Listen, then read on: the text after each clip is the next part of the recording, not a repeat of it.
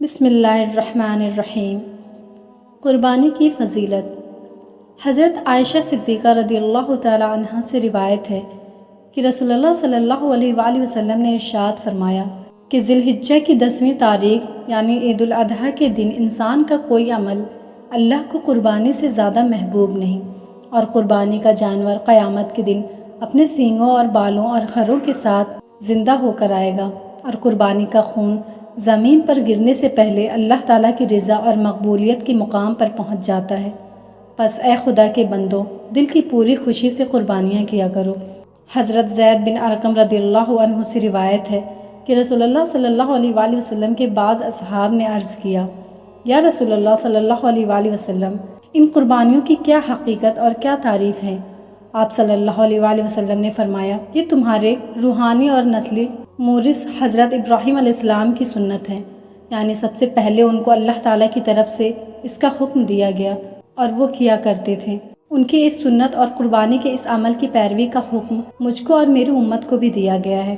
ان صحابہ نے عرض کیا، پھر ہمارے لیے یا رسول اللہ صلی اللہ علیہ وآلہ وسلم ان قربانیوں میں کیا اجر ہے؟ آپ صلی اللہ تعالیٰ علیہ وآلہ وسلم نے فرمایا، قربانی کے جانور کے ہر بال کے عوض ایک نیکی۔ انہوں نے عرض کیا، تو کیا اون کا بھی یا رسول اللہ صلی اللہ تعالیٰ علیہ وآلہ وسلم یہی حساب ہے؟ اس سوال کا مطلب تھا کہ بھیڑ، دمبا، مینڈھا، اونٹ جیسے جانور جن کے کھال پر گائے، بیل یا بکری کی طرح کے بال نہیں ہوتے بلکہ اون ہوتا ہے، اور یقیناً ان میں سے ایک جانور کی کھال پر لاکھوں یا کروڑوں بال ہوتے ہیں، تو کیا ان اون والے جانوروں کی قربانیوں کا ثواب بھی ہر بال کے عوض ایک نیکی کی شرح سے ملے گا؟ آپ صلی اللہ تعالیٰ علیہ وآلہ وسلم نے فرمایا، ہاں، اون والے جانور کی قربانی کا اجر بھی اسی شرح سے اور اسی حساب سے ملے گا کہ اس کے بھی ہر بال کے عوض ایک نیکی ہے۔